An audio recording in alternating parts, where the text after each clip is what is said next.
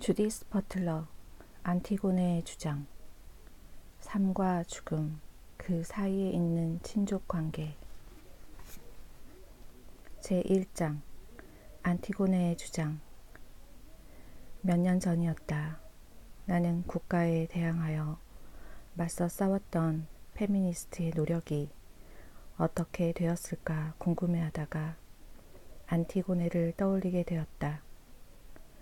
최근의 페미니스트들은 페미니즘의 정책적 목표를 위해 국가의 지원과 직권을 활용하고자 하는 데 비해 나에게 안티고네는 최근 페미니스트들이 옹호했던 이런 경향에는 역행하는 인물처럼 보였다. 정치적 반대보다는 법적인 고소장에 호소하고 페미니즘의 주장을 지지하는 국가의 정당성을 추구하려는 현재의 많은 노력 속에서 안티고네의 저항이 갖는 유산은 사라진 것처럼 보였던 것이다. 사실 예컨대 루이스 이리 가레이는 안티고네를 국가 주권주의에 대한 여성적 저항의 원칙으로 반권위주의의 모범적 사례로 변호하고 옹호했다는 것을 우리는 알고 있다. 내가 특정한 페미니즘적 추세의 대표적 사례로 삼고자 했던 이 안티고네는 누구일까? 물론 소포클레스의 희곡에 등장하는 같은 이름의 안티고네가 있다. 그리고 그 안티고네는 결국 하나의 허구일 따름이다. 비현실 자체로 빠져버릴 위험을 감수하지 않는 한 그녀는 사람들이 쉽사리 따를 만한 모범이 될 수 없는 허구란 말이다. 그렇다고 해서 많은 사람들이 안티고네를 어떤 대표로 세우지 못한 것은 아니다. 헤겔은 안티고네가 모권 통치에서 부권 통치로의 전환뿐 아니라 친족의 원칙도 대표한다고 본다. 일가레이 또한 안티고네의 대표 기능에 대해 주저하긴 하지만 이렇게 주장한다. 안티고나의 사례는 오늘날을 살아가는 많은 소녀와 여성들에게 하나의 역사적 인물로서 그들 정체성의 대상, 동일시 대상으로서 항상 생각해 볼 가치가 있다. 이렇게 생각해 보려면 우선 우리는 안티고네를 매혹적이지만 환혼론적인 담론에서 떼어내어 그녀가 테베라는 폴리스 정부와 그 정부의 질서 및 법제에 관해 말하려 한 것에 귀 기울여야 한다. 그러나 안티고네의 고유의 재현 기능 그 자체가 위기에 처해 있다면 안티고네가 특정 종류의 페미니스트 정치학을 대표하는 자가 될 수 있을까? 앞으로 내가 보여주고자 하는 것처럼 안티고네는 친족 안에서 자신의 위치를 혼란스럽게 만드는 근친 상간의 유산에 지금 깊이 연루되어 있기 때문에 친족의 규범적 원칙을 대표한다고 거의 볼 수 없다. 그리고 그녀는 자신이 반대하는 바로 그런 권력과는 어떤 식으로도 연관되지 않은 페미니즘을 대표한다고도 보기 어렵다. 사실 허구적 인물로서 안티고네가 무엇인가를 모방하거나 재현하려는 특성은 이미 문제의 여지가 있을 뿐만 아니라 정치적 인물로서의 안티고네도 어딘가 다른 곳을 가리키고 있다. 즉, 재현이라는 문제가 갖는 정치성이 아니라 재현과 재현 가능성의 경계가 드러날 때 제기되는 정치적 가능성을 가리키고 있는 것이다. 그렇지만 나는 여러분께 나의 논의 과정을 자세히 설명토록 하겠다. 나는 고전학자도 아니고 또 그렇게 되려는 마음도 없다.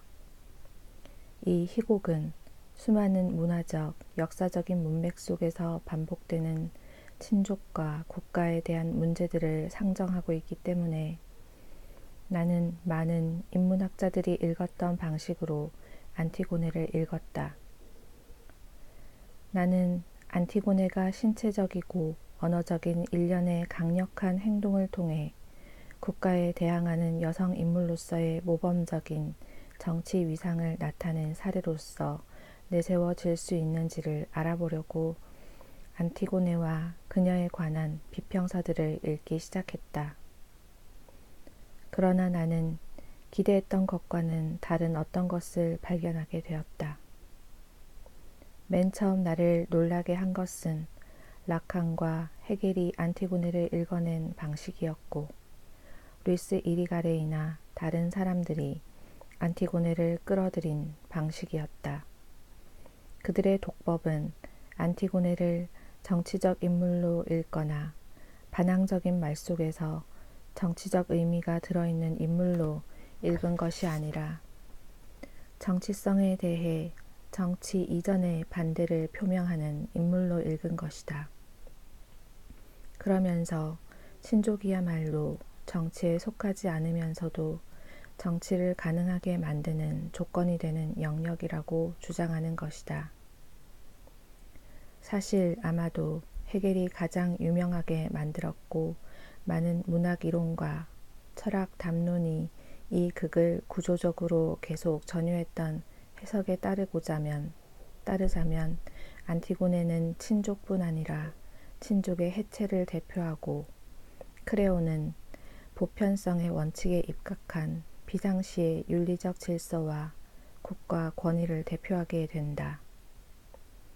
그러나 두 번째로 나를 놀라게 만든 것은 이 장의 끝부분에서 다시 되돌아갈 문제이기도 하지만 헤겔이 윤리적 질서라고 칭한 것의 경계선상에서 친족이 이해되는 방식이다.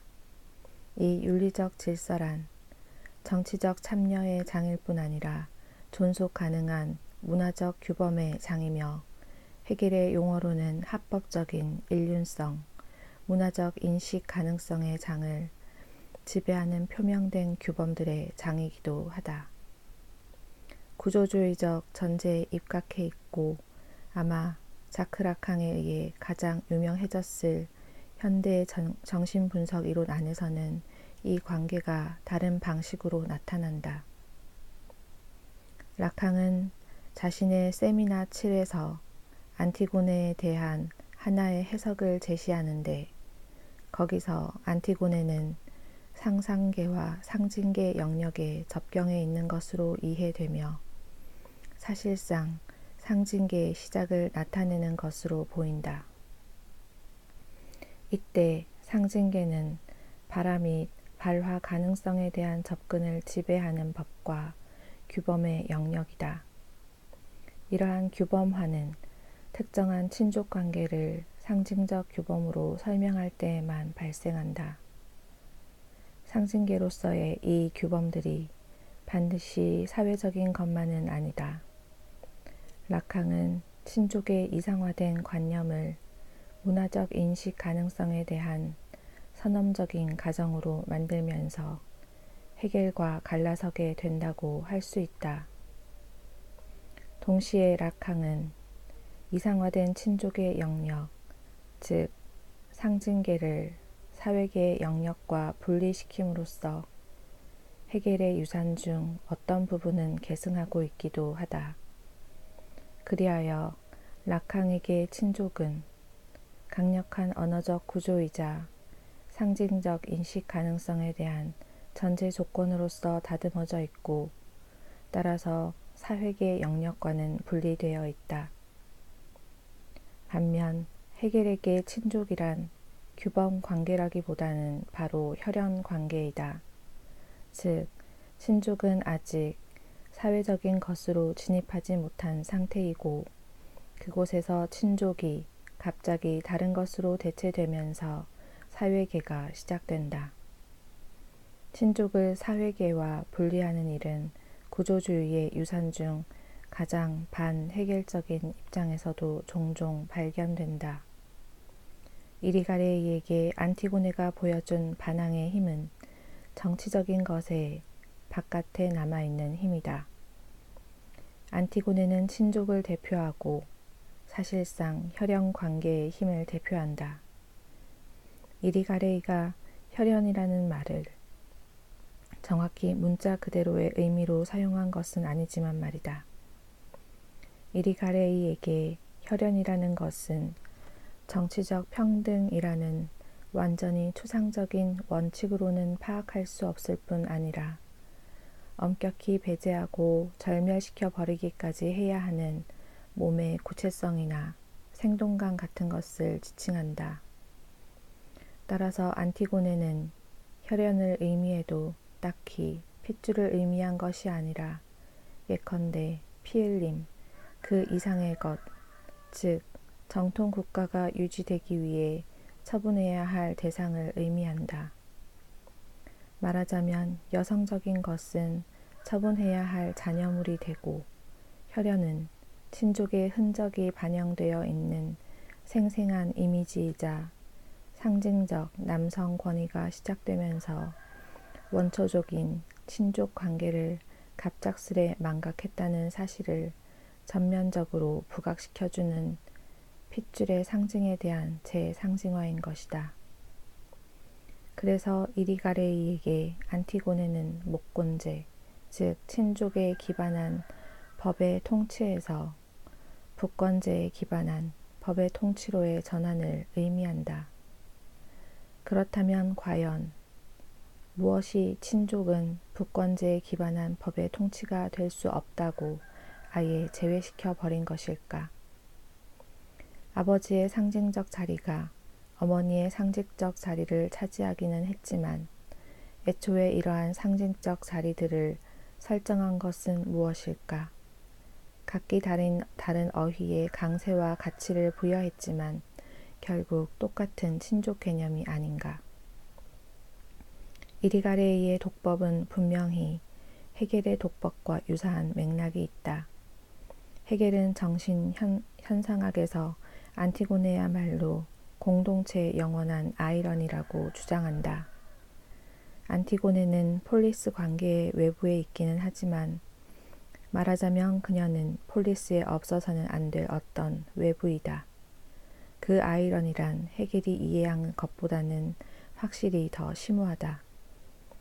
말하자면 그녀는 결국 사적인 영역에 격리되어 있어야 하는 바로 그때 대중 앞에서 말을 한다.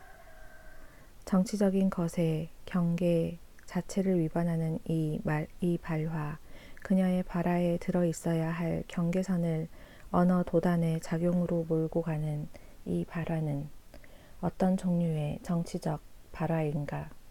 헤겔은 안티고네가 그리스 전통의 지하의 신들과 로마의 가정 수호신을 합성한 안티고네가 가정의 수호신들의 법을 대표하고 크레오는 국가의 법을 대표한다고 주장한다.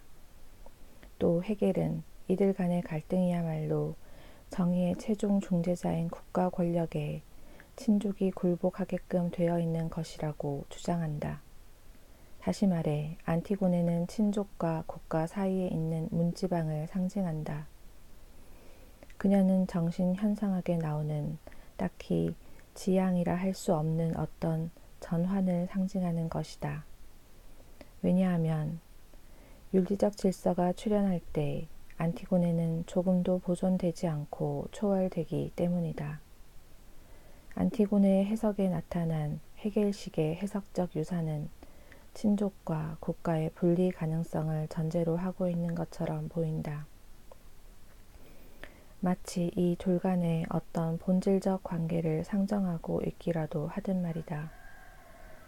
그러나 한 인물을 친족이나 국가의 대표로 세우려는 모든 해석상의 노력은 비틀대다가 일관성이나 안정성을 상실하고 마는 경향이 있다.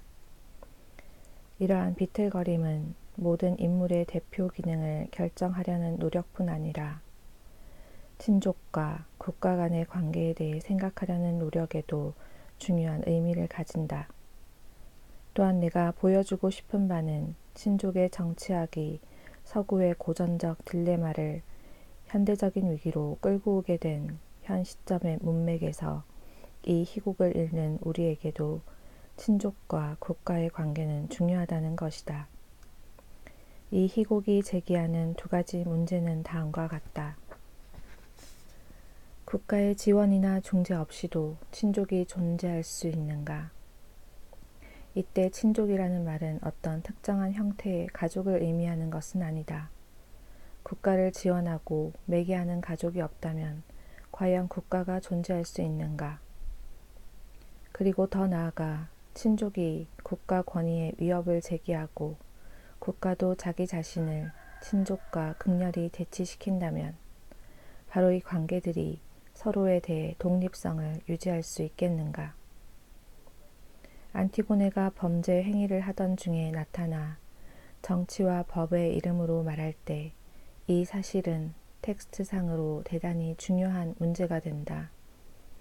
즉, 안티고네는 자신이 대항하는 바로 그 국가의 언어를 흡수하게 되고 그녀의 언어는 순수하게 반대라는 정치성이 아니라 치욕스럽게도 불순한 정치성이 되는 것이다. 소포클레스의 희곡을 다시 읽었을 때 바로 이러한 해석들을 괴롭히는 맹점 때문에 나는 뒤틀린 방식이지만 깊은 인상을 받았다. 사실 조금 맹목적으로 이 책을 읽자면 이 텍스트에서 파수병과 테이레시아스의 맹점은 끊임없이 반복되는 것처럼 보인다.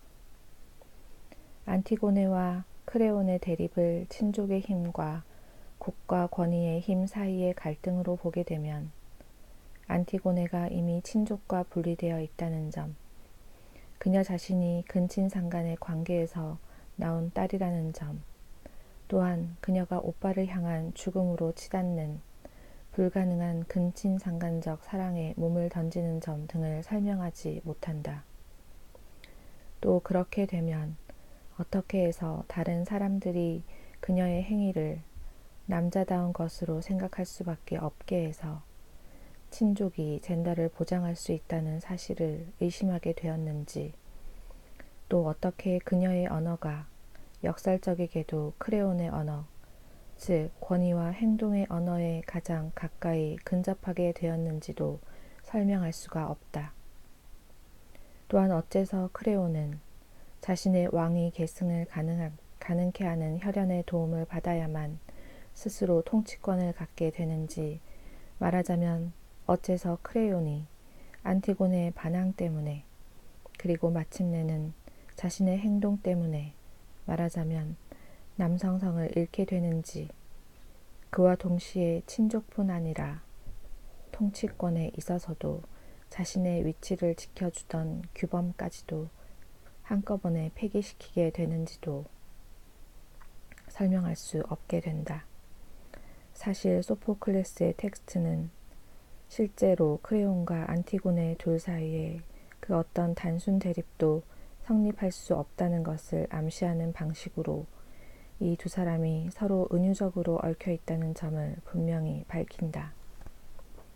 게다가 두 인물, 크레온과 안티고네 사이에 교차 관계가 있는 만큼 둘을 쉽게 분리할 방법은 없어 보인다. 또 안티고네가 아직도 우리에게 힘을 행사하는 한 안티고네의 힘도 국가 언어 속에서 친족이 어떻게 자신의 권리를 주장하는지 관련이 되어 있을 뿐 아니라 안티고네가 한 행동의 결과로 나타난 정치 주권과 이상화된 친족 둘 다가 겪는 사회적 변형과도 관계가 있다. 안티고네는 자신의 행동 속에서 젠더 규범과 친족 규범을 동시에 위반한다. 그리고 헤겔식 전통은 이 위반이 반드시 실패할 수밖에 없고 치명적이라는 것이라는 확실한 표시로서 그녀의 운명을 읽어낸다. 그러나 또 다른 해석도 가능한데 그것은 결국 안티고네가 사회적으로 우연한 친족의 특성을 드러내어 그 우연성을 불변의 필연성으로 다시 쓰려는 사례, 비평문학 속에 반복되어 나타나는 사례가 되고 만다는 해석이다. 여러분도 아시듯이 안티고네의 제목은 그녀의 숙부이자 왕인 크레온이 매장을 금하는 칙령을 공포한 후에 자신의 오빠를 매장한 것이었다. 그녀의 오빠 폴리네이케스는 이 왕국의 계승자로서 자신의 정당한 지위라 생각되는 것을 얻어내기 위해 테베에 있는 자기 형의 정권에 대항해서 군대를 이끌고 온다. 폴리네이케스와 그의 형 에테오클레스 모두 죽는다. 죽은 형제의 외숙부인 크레오는 폴리네이케스를 반역자로 단정하여 그에 대한 적절한 장례를 거부하고 사실상 그의 시신이 벌거벗겨져 모욕당하고 참혹하게 유린되기를 원한다. 안티고네는 행동한다. 그런데 그녀의 행동은 과연 어떤 것인가? 그녀는 오빠를 묻는다. 사실 그녀는 오빠를 2번 묻는다. 2번째 매장 때 파수병들은 그녀를 목격했다고 보고한다. 크레온 앞에 나타났을 때 그녀는 다시 한번 행동한다.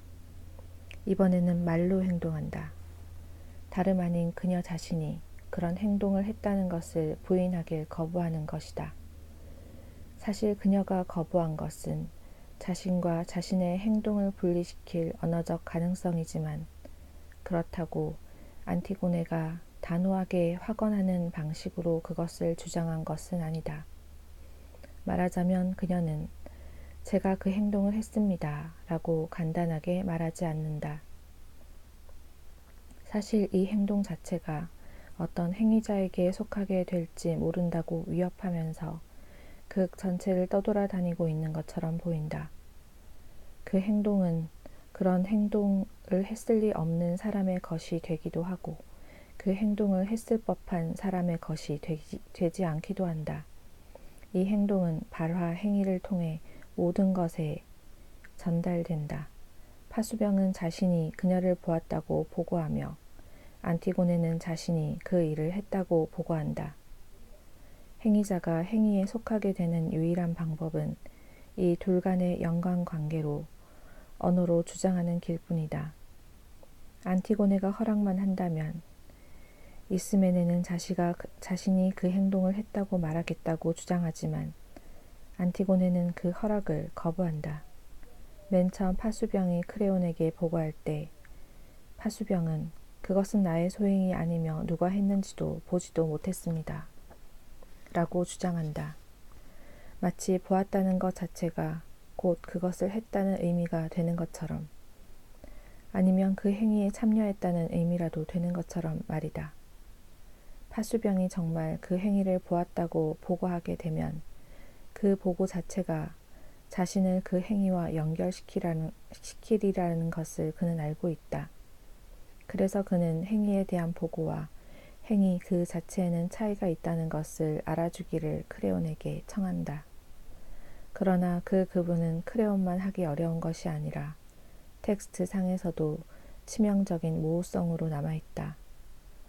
코러스는 이 행동은 신이 촉발시켰을지도 모른다고 생각하며 확실히 이 행위가 인간에 의한 것인지를 의심한다.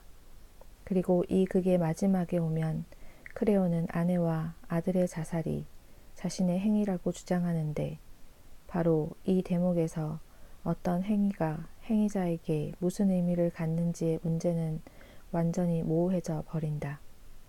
누구나 행위란 그 행위자에서 다른 사람으로 전환될 수 있다는 것은 알고 있는 듯이 보이지만 안티고네는 부인하는 말들이 수사적으로 증폭하는 한 중심에 서서 그 행동이 자신의 것이 아니라 부인할 수 없다고 주장한다. 그렇다면 좋다. 한데 그녀는 그것이 자기 행동이라고 확언할 수 있는 것인가? 안티고네는 어떤 언어를 통해서 자기 행동에 대한 주권을 주장하는가? 또는 어쩌면 그 주권의 부인을 거부하는 것인가? 여러분도 기억하시듯 안티고네는 크레온의 칙명이라는 권한에 저항하면서 크레온의 통치권에 반항하는 행동을 한 인물로 우리에게 소개되었다. 크레온의 칙명이란 어떤 명령, 그것이 전하는 바를 행할 권한이 있는 명령으로서 그 누구도 폴리네이케스의 시신을 매장해선 안 된다고 분명하게 금하고 있다. 따라서 안티고네는 크레온의 연설이 갖는 발화수반 수행문의 실패를 보여준다.